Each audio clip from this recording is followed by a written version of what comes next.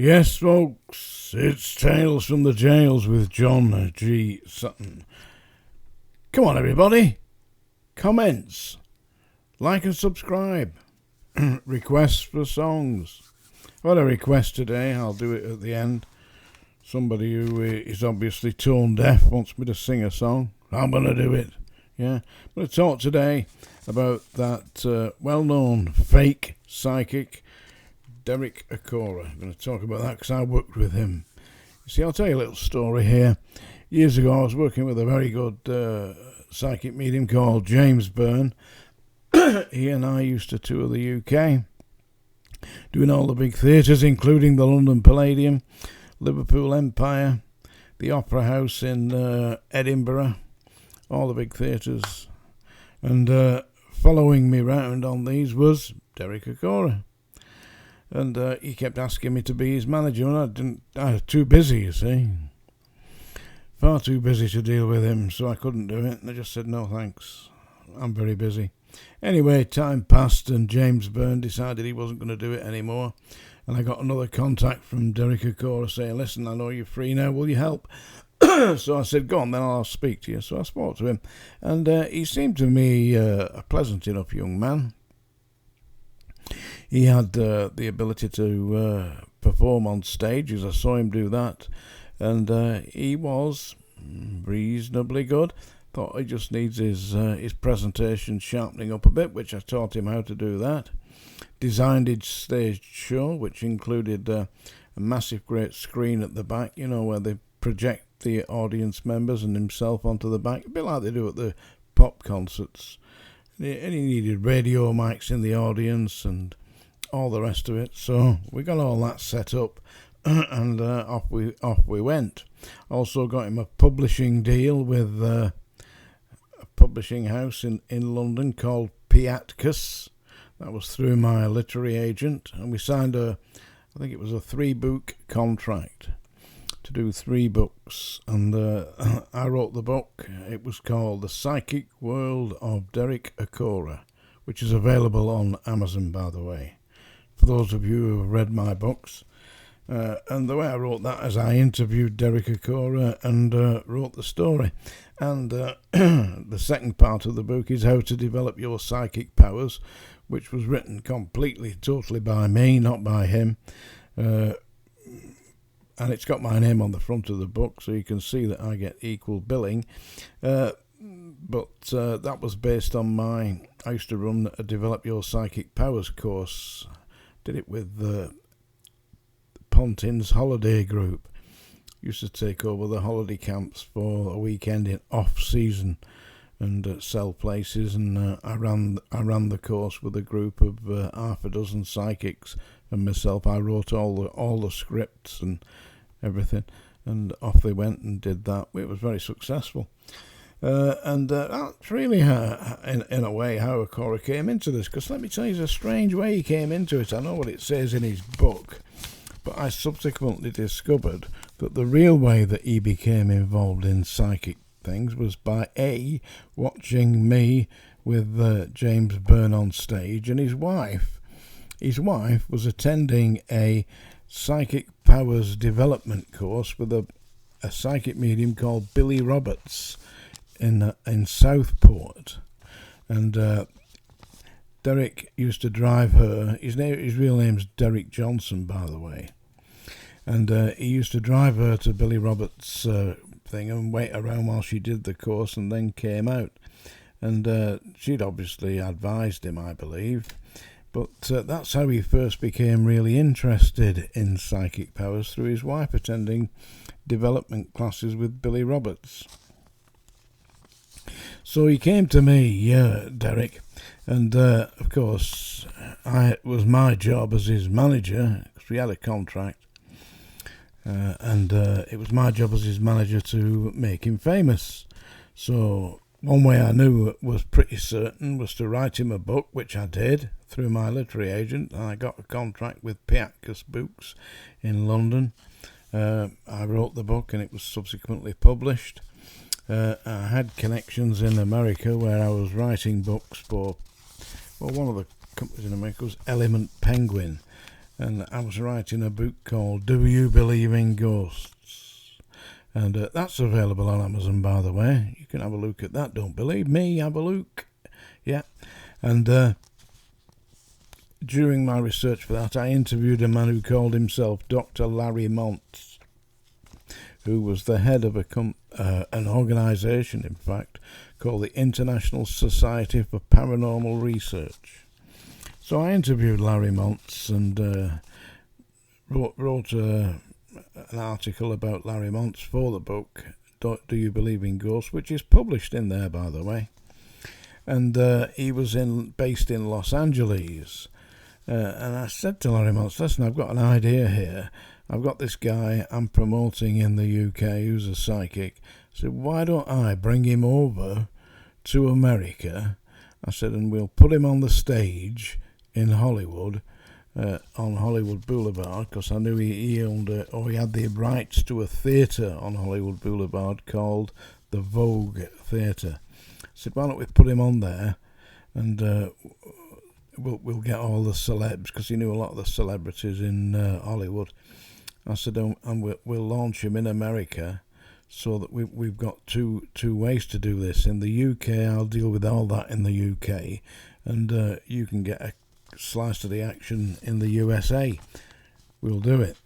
So anyway, in January 1999, we had Derek Acorah on stage at the Vogue Theatre on Hollywood Boulevard, and we did something called ghost. We did what he called psychic research at various haunted places in the Hollywood Hills and Beverly Hills.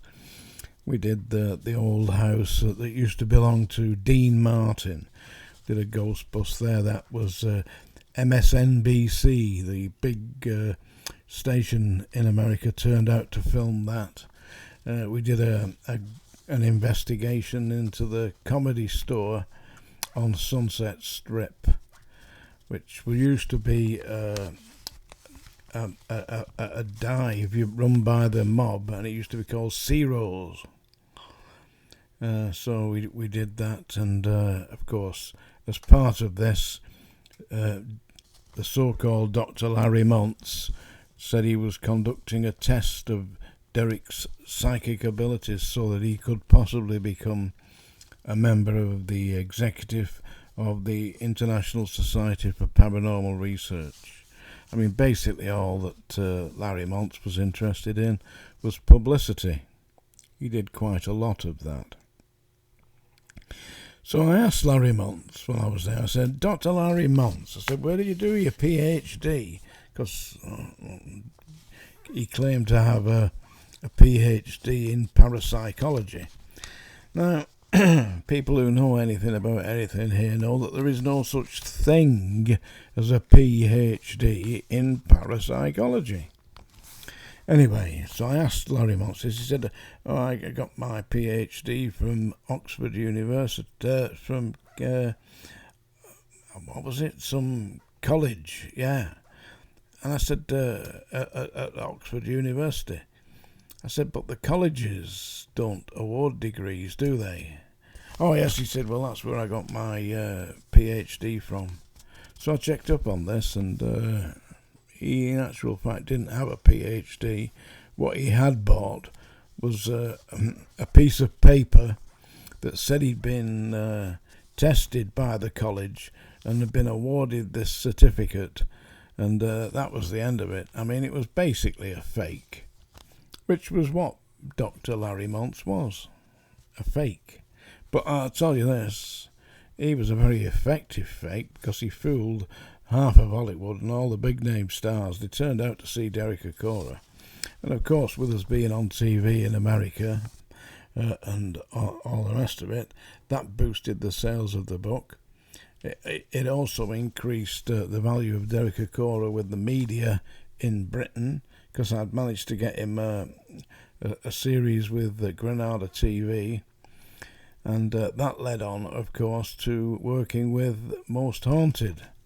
As far as his fake possessions were concerned, He learned how to do that, I previously told you, by copying my routine, a comedy routine, by the way, which was openly a comedy routine, when I impersonated Professor Dr. Daddy Magumba.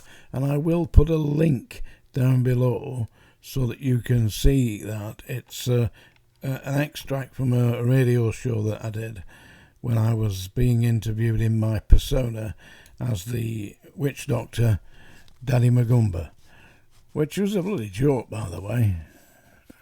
Not politically correct, but I accept that. But don't forget, we're going back over 20 years now. With regards to Derek Acorah being a footballer, well, he did have trials at Liverpool, but he didn't get anywhere. He never played for Liverpool Football Club, as he claimed to do. He did play pub football in Australia, but that was really about it. One of the worst things he did was planting the audience. Putting plants in the audience. He used to, when he was selling out theatres, he used to buy the first 2 rows up, take them, and put ex-clients of his into the seats on the first few rows so that he could kick it off by giving them the same messages that he'd already given them in private consultations. It was diabolical, really, and by this time, of course, I was not working with him, because no sooner had he got to Hollywood and fallen in with Larry Montz, and I'd persuaded Larry Montz to do 2 films with him in the UK, and I scripted these and produced them in the UK. And when we got the contracts through, the contract said that we would get, I think it was 20% of the profits. Now, I was in show business for quite a long time, and the one thing that you never get in show business is profits. There's no profits. It all goes to costs. So there never would be any way of getting paid. So I had a word with Larry Montz. I said, listen, the deal is 20% of the gross, not 20% of the net, because the net will be 0. So our deal is 20% of the gross. I've produced the films, I've set up all the locations, I've provided the main artist, which is Derek Acorah. You'll get all the access to all the venues in the UK that you need, and all you've got to do is give me a proper contract. He said, I'll draft that up. Anyway, we got to the end of the filming because we still hadn't got a contract, which is madness on my part, really. I'd told Acorah we're not going to sign anything like this, and Acorah said, well, listen, I've got to sign this. He said, because it's my career. I said, it's your career, but you're under contract to me. He said, oh no. He said, I am going to sign this because I've got to work with the ISPR, the International Society for Paranormal Research, because they had all these big TV programs lined up in the USA, Wheel of Fortune and stuff like that. I don't know what they were doing. But it was all nonsense. But I said, you just won't get paid, and I won't get paid. So I said, we have to hold out for a 20% of the gross. He said, no, I'm signing this car. I said, you sign that. I said, that's the end of it. He said, well, I'm signing it. I said, okay, do it. So I had his contract. I just ripped it in half. I said, no, piss off. Never darken my doorstep again. And that was the last time I ever saw Derek Acorah. Never saw him again. All that happened was after he'd become famous through Most Haunted, which was based on what we'd done in New York, in America, in Hollywood and all the rest of it. After we'd done all that, he went to Most Haunted, and the rest is history. He made himself look a right fool. But that's showbiz, lads. And now it's time for your showbiz. I hope you've enjoyed that. That's the damn truth, that. Songdinger. Yeah. I imagine that you're all scared. I bet the goat's scared too, aren't you? Because the goat knows I'm going to sing. There you are. Thank you, Larry. No stupid people allowed here. So if you're still listening, you must be very smart. This is a song that I've had requested. They asked me to do the Tex Ritter version of High Noon. High Noon, recorded originally by Tex Ritter. On the film, when you see the film, you'll hear the song by Tex Ritter, but the biggest hit was by Frankie Laine. And I knew Frankie Laine because I think it was 1974. He was in the UK doing a series of shows, and I was his personal bodyguard for a week. And he was a really nice man. He didn't need no bodyguard. Nobody was going to attack him. All they wanted was his autograph. And he stayed around and he gave everybody his autograph. What a wonderful gentleman Frankie Laine was. Anyway, this is one of his big hits, although it was originally recorded by Tex Ritter. This is High Noon. Do not forsake me, oh my darling, on this our wedding day. Do not forsake me, oh my darling, wait long. I do not know what fate awaits me. I only know I must be brave, for I must face a man who hates me.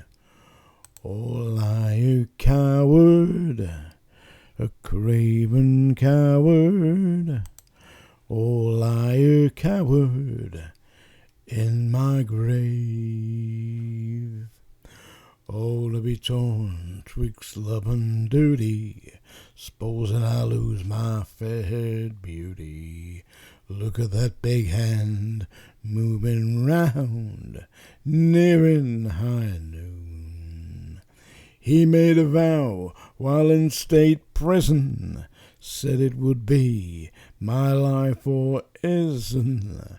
I'm not afraid to die, but oh, what will I do if you leave me? Do not forsake me, oh my darling. You made that promise as a bride. Do not forsake me, oh my darling. Although you're grieving, don't think of leaving. Not while I need you by my side. Wait long, wait long, wait long, wait long. There you go. You're still here. Don't forget, tomorrow morning, 9 a.m, we've got the answer. Tales from the Jails with John G. Sutton. Comments. All the rest of it.